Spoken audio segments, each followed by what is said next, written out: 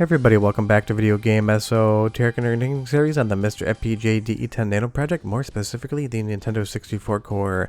Because you guys have been enjoying all of these core versus NSO, software emulation versus FPGA code comparisons, so I figured I would run one more on a game that everyone is requesting, and that's going to be F-Zero. And honestly, this is a situation in which it is a hands-down win for one of the platforms. Before I get too far involved, do me a huge favor, go down below, hit like and subscribe, and ring that notification bell. Definitely helps us out. And if you feel so inclined and want to support the channel, we got a Patreon link down below as well. Now, obviously, F-Zero is one of those games that if you've played it, you love it, and everyone remembers it from the Nintendo 64. It is as iconic as something like Super Mario 64 or The Legend of Zelda Ocarina of Time or Majora's Mask, and it is one of those games on Nintendo 64 that runs at 60 frames per second consistently, because it is a fast-paced arcade racing game where twitch reflexes and quick control inputs are going to hugely matter. So that is something that we have to 100% adhere to coming over to NSO. You want that locked 60 frame per second so you're able to play the game exactly like you would on real hardware. I'll get into it in just a moment, but unfortunately that is not the case on NSO. Now moving over to the Nintendo 64 FPGA core, this looks, feels, sounds, and plays exactly like real Nintendo 64 hardware, because that is what the FPGA code is doing, making the chip on the Jurassic DE10 Nano board or the MiSTer Pi become that Nintendo 64. You are getting the exact same frame rate experience on the core that you would be getting on real Nintendo 64 hardware. It is a one-to-one recreation of the game, and that 100% matters. And you'll see here in the footage on MiSTer FPGA the sense of fluidity in the screen capture and the gameplay. Now, I didn't want to put up a frame counter because I know you guys just end up staring at that the entire time and you avoid looking at what I really want you to look at, which is me playing the game and seeing how it moves. All of these turns, all of the skybox, all of the different elements, including the cars that we're racing against. Just get a good sense of how they're moving around the screen and how their motion and cadence is. That's where the real differences are going to be visually in the game. And of course, on the NSO side of things, there is no frame counter that we can easily pop up on the window to give you the frame timings and the overall frame rate. When you actually see this move, you can feel the difference in the footage. It is feeling a little bit choppy in some spots, and then it'll speed back up. This is because it is not maintaining 60 frames per second as far as I can tell, as far as I can research, and as far as my eye can see.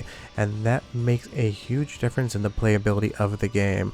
Obviously, the Nintendo 64 has all the power in the world to run this at 60 frames per second, and obviously the Switch has all the power up top to be able to get this thing to a lock 60. So there's something going on in the emulation, keeping it from doing that.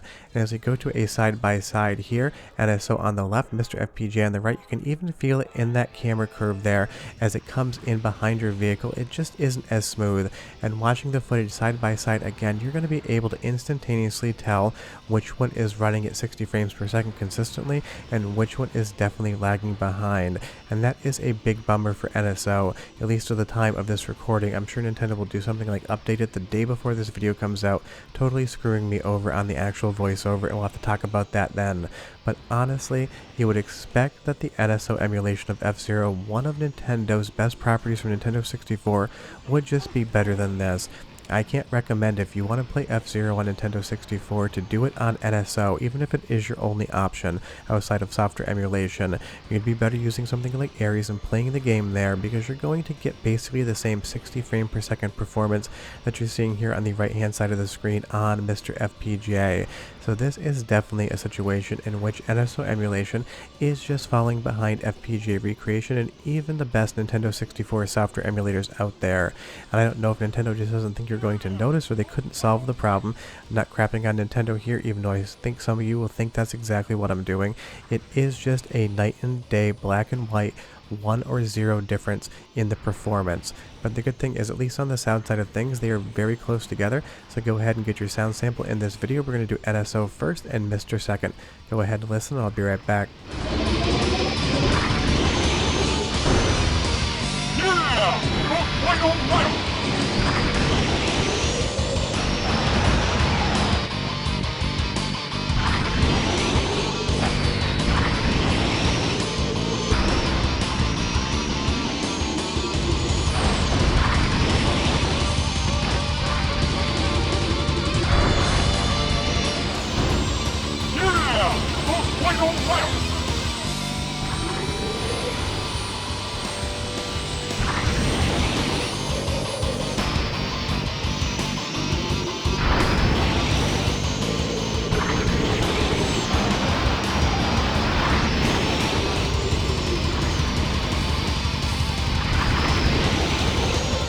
F-Zero always had an amazing soundtrack, and honestly they sound near identical coming across both sources, so there really isn't any difference there that I can point to say one is doing anything better than the other on the sound side of things.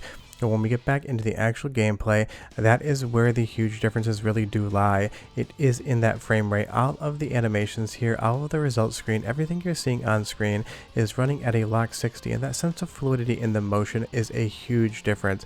And it's not like running at 60 frames per second and dropping a few frames every once in a while is going on either. This is just 60 frames per second. The frame timing seemed to be exactly identical, so you're not really going to get any hitching in the results screen here. And I'm just letting this run so you can see the entire way through just how fluid everything is when all of the different transitions come up, all of the rotation on that coarse overlay right there, and everything in the actual camera cuts and motion when we get behind the car racer. Everything from the spinning of the ship to this camera movement right here is just dead on the money, buttery smooth, and that's what you need out of F-Zero. And it's the thing about the game. You have to have the frame rate to have the fluidity in the controls. If it is adjusting itself, if it's dropping below 60, you're going to end up in situations where you don't feel like you have that micro granular control over your vehicle. And in a game that is this fast paced and demands a clean racing line so you don't end up just blowing up or losing the race, you're just going to make all the difference in the world. And that is just something that MiSTer FPGA is 100% succeeding at, keeping the exact same frame rate as original hardware. I did check this in the background as well on my CRT, side by side Nintendo 64 and MiSTer FPGA, and they were identical. I could do the race in the exact same manner. Now moving over to the NSO implementation again, you're going to see this little white bar here, and that's because a button was pushed on the controller that isn't implemented on the Joy-Cons or on the controller that was mapped. So you can have a little difficulty if you don't have the NSO Nintendo 64 Online controller as well. I have one, but it is one of those things every once in a while it just acts a little bit strange on the system, which is something that you're not going to be dealing with on MiSTer FPGA, so that is a bonus. You're going to be able to kind of bring whatever controller you want along for the party. But just watch the motion here. You're going to see it even if you don't notice it. Your perception is going to pick up on it. The change in speed, the change in fluidity, it's just one of those things. It's not a numerical difference even though it is. It's a perception difference. It's the feel and motion of the footage. It's the input of the controller, and it's your ability to actually be able to play the game married to the visuals and be successful at it. You're going to notice that it just is a harder game to play on NSO compared to real Nintendo 64 hardware or the MiSTer FPGA core. You can put these two side by side, play the same course with the same controller, and you're going to notice that you have to fight your vehicle a little bit more to actually get it to go where you want it to on the NSO version of the game. And honestly, a racing game lives or dies by its physics and controls. If the controls are having issues, a racing game basically falls apart when you're playing it.